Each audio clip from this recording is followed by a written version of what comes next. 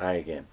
In the inside story of Jehovah's Witnesses, W.C. Stevenson, ex-circuit servant, this book is, of course, Year of Doom in its original British edition.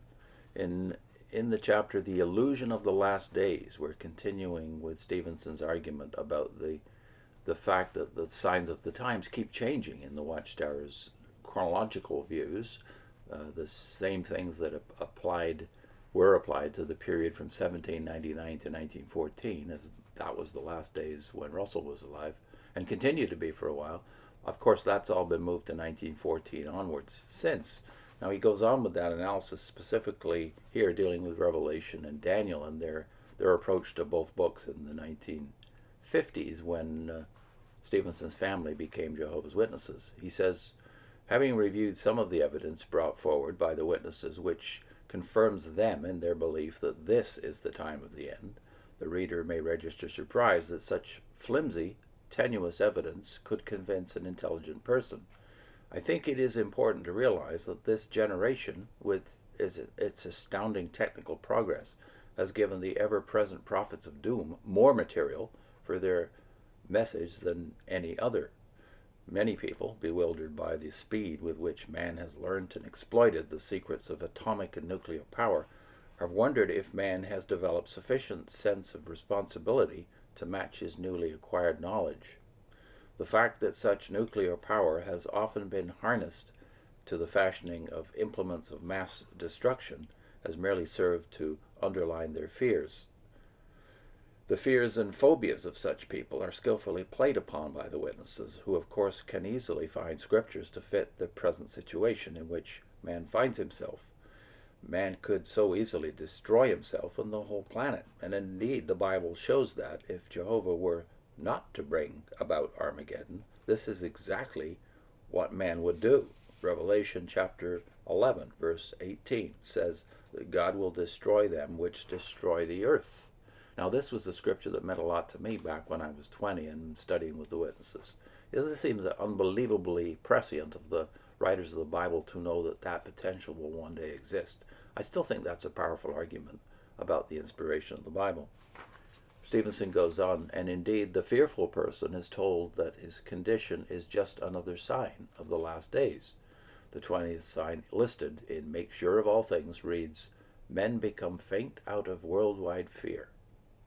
With the witnesses pandering to such immature fears, and at the same time painting such lurid pictures of the Battle of Armageddon, to which the words of Revelation chapter 14, verse 20 are applied, that so many will be slaughtered that their blood will reach up to the horses' bridles and extend like a river for 200 miles.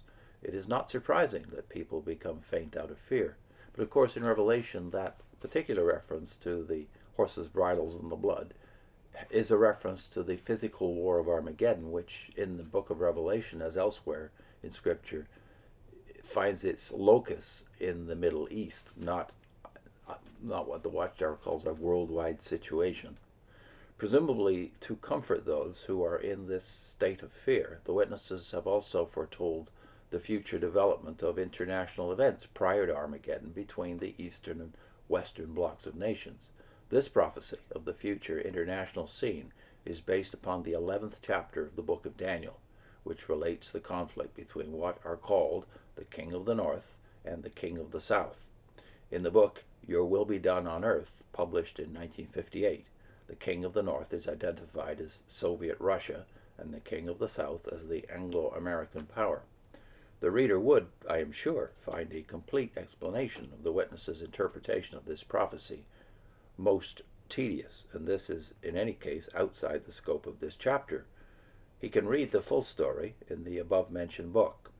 By the way, that book has been replaced twice over now by subsequent publications, but they still believe Russia is the King of the North, although they have vacillated on that in recent decades.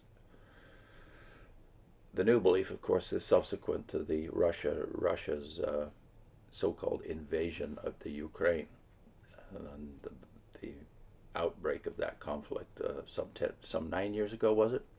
He can read the full story in the above-mentioned book, pages 220 through 307. So those are the page numbers for the original book that I read about Daniel, Your Will Be Done on Earth, published in 58. Here I will only refer to the most interesting part, that which applies to the present-day international situation. This, according to the witnesses, is contained in Daniel, chapter 11, verses 40 to 45. The 40th verse reads, "And at the time of the end shall the king of the south," that is America, "push at him," that is the king of the north, Russia, "and the king of the north shall come against him like a whirlwind, with chariots, with horsemen, and with many ships. And he shall enter into the countries, and shall overflow and pass over." This verse is interpreted to mean that just prior to Armageddon, America will push against Russia, either out of protection or to prevent Russia's taking over other countries. That Russia is then going to come against America like a whirlwind with chariots, etc., means, according to the book, that the kings will have opportunity and occasion to cry out or to try out and use their frightful, deadly weapons against each other.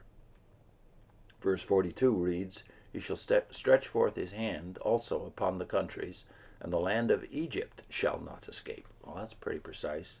What do they do with it? Egypt, we are informed, is a symbol of this evil world, and so the verse is taken to mean that Soviet Russia's plans for complete world domination will be well advanced by this time. Similarly, when verse 43 reads, "But he shall have power over the treasures of gold, silver, and over all the precious things of Egypt," this means that Russia will gain control over the treasures of gold, silver, and all the precious things of this commercialized, materialistic world, including oil. So the gold, the silver, and the precious things are literal, but the land of Egypt is not literal, which begs the question of, if Russia's the king of the north, what is he north of? But the most astonishing interpretation is left for verses 44 and 45, which read, "But tidings out of the east and out of the north shall trouble him, and therefore he shall go forth with great fury to destroy and utterly to make away many. And he shall plant the tabernacles of his palace between the sea in those days, of course, was the Mediterranean, and the glorious holy mountain. Yet he shall come to his end, and none shall help him." Whence do the tidings issue which so infuriate the Kremlin that it essays forth on such an orgy of destruction? Incredible as it seems, the witnesses aggregate to themselves the role of frightening the mighty Kremlin. After some obscure reasoning on the text, the book says quite boldly, or baldly, quote, "The terrifying reports must therefore come from Jehovah's sanctuary class in the beauteous land of spiritual prosperity." So again, although there's a multiple reference here to situations in the north, the east, the south, and in Egypt, all of it is applied to Jehovah's organization today. In other words, from the leaders of the organization, and what are the witnesses going to say that will put the Russian leaders into such a state of bloody-mindedness? Here the witnesses refuse to be drawn, the book coyly saying, "What contents the report will bear, Jehovah now knows and will yet determine." The glorious holy mountain of verse 45, which is to be the object of Russia's attack, is, of course, none other than the organization of Jehovah's Witnesses. And so the witnesses see themselves as being the main object of this communist campaign of violent destruction. The book, with incredible naivety, says on page 306, quote, "A campaign against these kingdom publishers becomes more important than the king's aggressive campaign against the king of the south." Stevenson says, "For this reason he shall come to his end, and none shall help him, because he has presumed to touch the Lord's anointed, the apple of Jehovah's eye, his dedicated witnesses." So down the great king of the north is hurled into destruction at Armageddon. Certainly, in all the witnesses' publications, the imagination of the writer has never reigned so more fancifully than in this fantastic prediction of the future course of international events. Well, in their subsequent publications on Daniel and in the Watchtower, they have doubled down on this just in recent years, especially because they were able to use the persecution of Jehovah's Witnesses in not the Soviet Union, but in Russia today as a application of this principle that we are the ones that are being described in Daniel 11 and 12. And we are the ones whose persecution will precipitate the great tribulation and Armageddon. So I'll put in a link to where we discuss this in more detail. In our Daniel playlist, which I'll also put on your screen, there's a video that's entitled the Watchtower House of Cards. The fragility of this Watchtower House of Cards, when you actually look at the details that are involved in this very chapter that's discussed here about where the King of the North will be when he comes to his end. So check that out, and the Daniel playlist, which helps on multiple fronts in Dialogue with Witnesses, not just in terms of eschatology, the last days, but in terms of their neutrality, in terms of their use of the divine name, and specifically their doctrine of the kingdom and what that means. See you next time.